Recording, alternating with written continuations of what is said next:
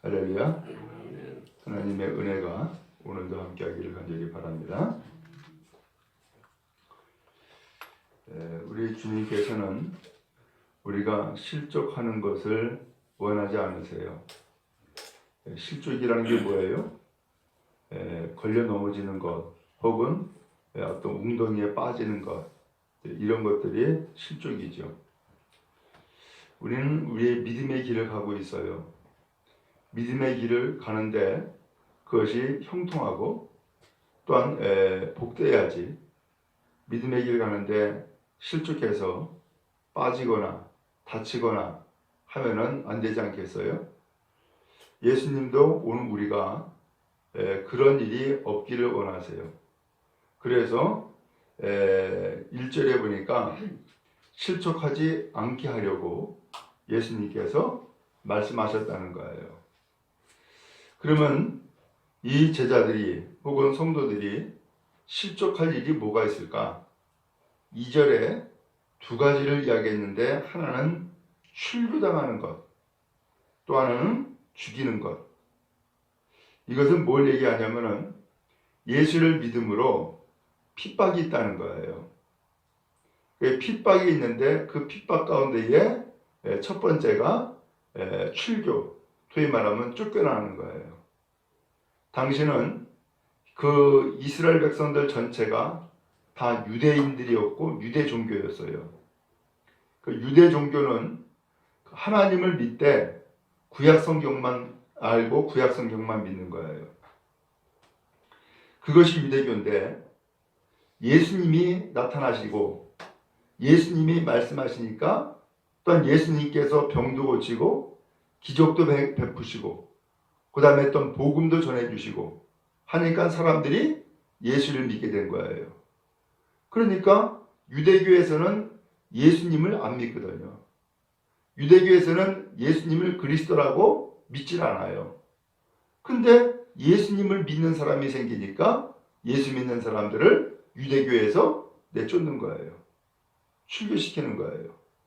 그것은 당시에 사람들이 그 유대 사회가, 그 이스라엘 자체가 유대 종교를 가지고 있기 때문에 거기에서 쫓겨난다, 출교시킨다라고 하는 것은 사회에서 소위 말하면 쫓겨나는 거랑 똑같은 거예요. 그래서 사람들이 이 출교당하는 것을 두려워하는 거예요.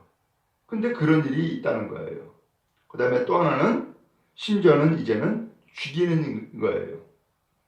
아무리 회유하고 또한 설득을 해도 또 협박을 해도 여전히 믿음을 갖겠다. 나 예수 믿는 것 난 포기하지 않겠다. 그러면은 마지막에는 어떻게 해요? 죽이는 거예요. 이런 일이 앞으로 있게 된다는 거예요. 이런 일이 있게 되는데, 이때에 만약에 출교도 하는 것 두려워가지고 믿음 잃어버리고 그 다음에 죽이는 것 무서워가지고서는 예수 믿는 것 포기하고 이러면은 어떤 일이 생기느냐? 그게 바로 실족이라는 거예요.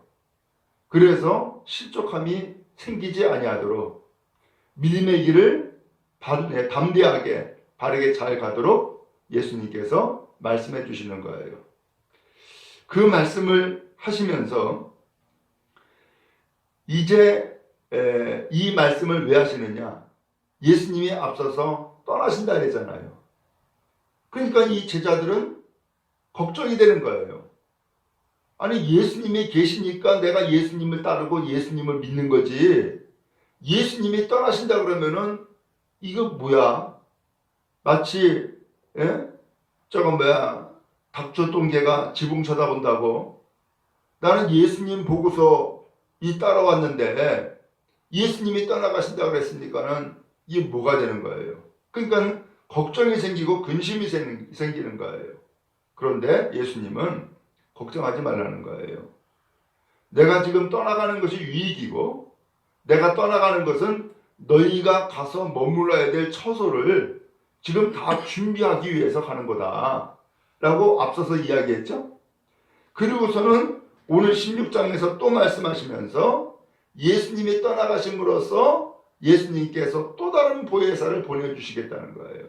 그것이 7절에 나오죠. 이렇게 말씀합니다. 그러나 내가 너에게 실상을 말하노니 내가 떠나가는 것이 너희에게 유익이다. 내가 떠나가지 아니하면 보혜사가 너희에게로 오시지 아니할 것이요 가면 내가 그를 너희에게로 보내리니 그랬어요. 또 다른 보혜사를 예수님께서 보내주시겠다는 거예요. 그러니까는 예수님보다 더 우리 사람들에게는 그야말로 더 도움이 되고 유익이 되는 그런 보혜사를 보내주시겠다는 거예요. 그 보혜사가 누구예요? 성령이시죠? 그 성령 곧 보혜사를 우리에게 보내주시겠다라고 말씀하시면서 그 보혜사가 세 가지를 가지고 먼저 하신다는 거예요. 거기 8절에 보니까는 그가 와서 죄에 대하여 의에 대하여 심판에 대하여 세상을 책망하신다 라고 했어요. 그러면서 이 죄의 심판을 설명을 했는데 죄가 뭐냐? 그들이 나를 믿지 아니하며 예수님을 믿지 않는 것이 죄구나 라고 하는 것을 보혜사가 오늘 사람들에게 깨우쳐 주신다는 거예요.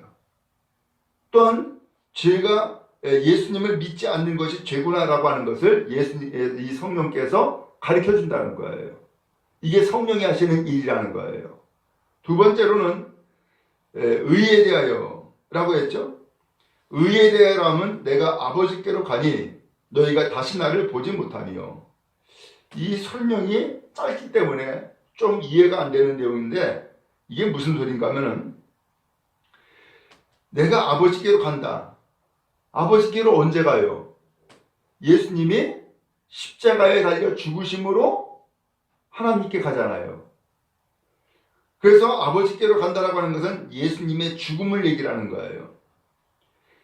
너희가 다시 나를 보지 못하며, 아버지께로 가니까 예수님께서 십자가에 죽으시고서 하나님께로 올라가시니까 이 예수님을 세상 사람들이 이제는 못 본다는 거예요.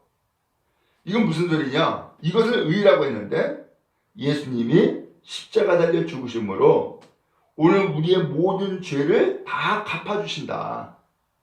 바로 그것이 의라는 거예요. 그것이 하나님의 뜻이라는 거예요. 이것을 성령께서 깨우쳐 주신다는 거예요. 그 다음에 세 번째로는 심판에 대하여 함은 이 세상 임금이 심판을 받았습니다. 이 세상 임금이라고 하는 것은 악의 권세를 얘기하는 거예요. 악의 권세는 이미 예수님께서 십자가를 짊어지심으로 이미 심판을 받은 거라는 거예요. 이것을 성령께서 오셔서 깨닫게 해주시고 책망해 주신다 라고 하는 것을 예수께서 말씀해 주시는 거예요. 그리고 이 성령이 오시면은 13절에 그러나 진리의 성령이 오시면 그가 너희를 모든 진리 가운데로 인도하시리니, 이제 이 남은 제자들 또한 이 성도들 성령께서 오시면은 진리로 너희들을 인도해 준다 라고 예수님께서 말씀해 주고 계시는 거예요.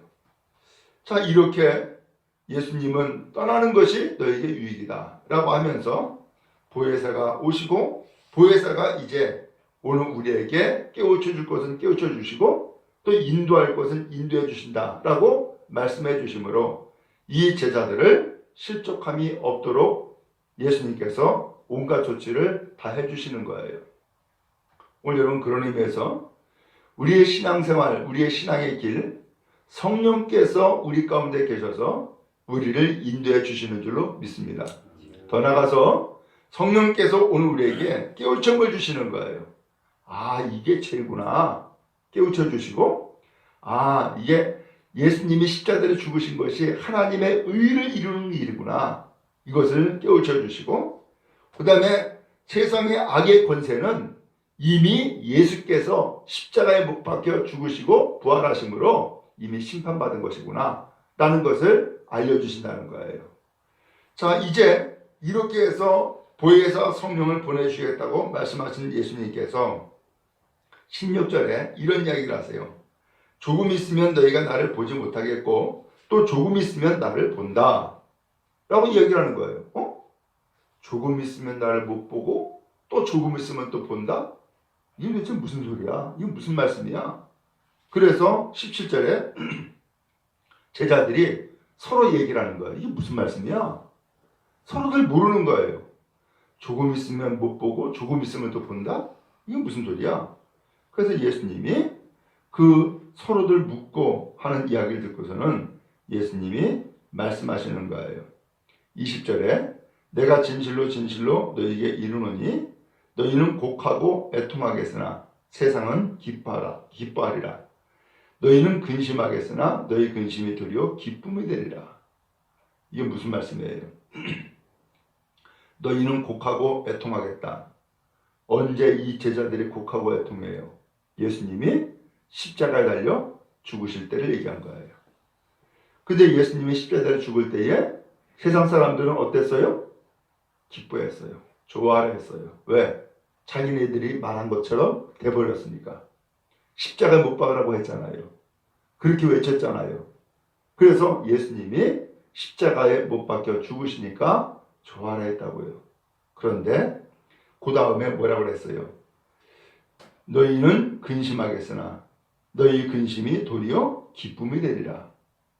이렇게 해서 예수님 잃고 근심에 쌓여있는 이 제자들 이제 예수님의 부활을 맛보게 되죠. 그러면서 이 제자들이 성령을 충만히 받고 그 다음에 어떻게 됐어요? 기쁨을 얻게 되고 확신을 얻게 되고 소망을 얻게 되어진 거죠. 바로 그때가 이른다라고 하는 것을 예수님이 말씀하셨어요. 그러면서 23절에 그날에는 너희가 아무것도 내게 묻지 아니하리라. 내가 진실로 진실로 너희에게 이르노니 너희가 무엇이든지 아버지께 구하는 것을 내 이름으로 주시리라. 그러면서 예수님께서 그렇게 해서 십자가에 못 박혀 돌아가시고 다시금 부활하시면서 우리에게 남겨두신 것이 또 한 가지가 있어요. 그게 뭐냐? 그 이름이에요. 예수의 이름.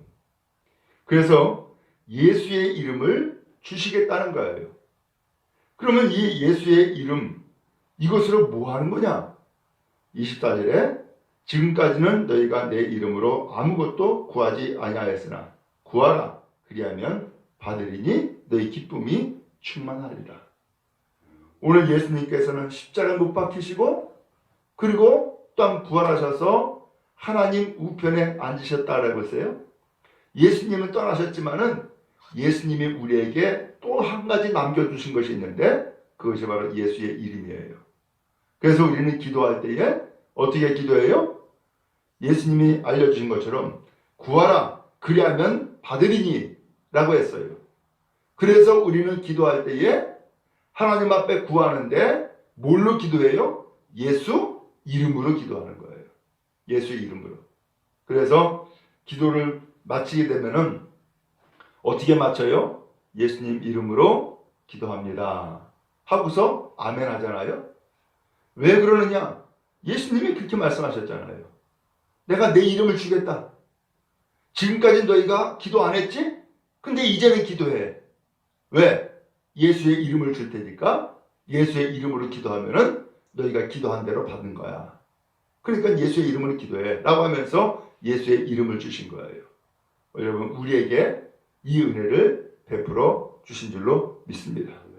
그러므로 예수님의 이름을 여러분 간직하고 예수님의 이름에 권세와 능력이 있는 것을 믿으시기 바랍니다.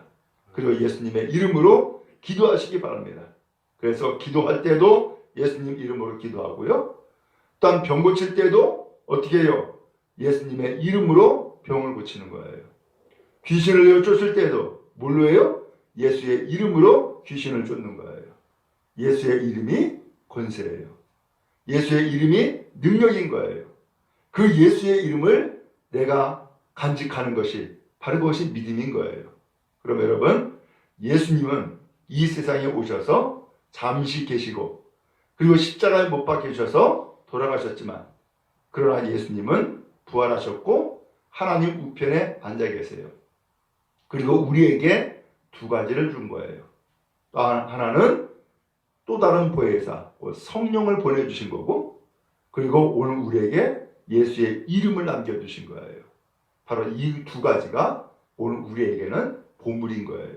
아멘. 그러므로 예수의 이름 간직하고 예수의 이름을 여러분 믿음의 무기로 삼고 예수의 이름으로 승리하는 여러분 다 되어지기를 주님 이름으로 축복합니다.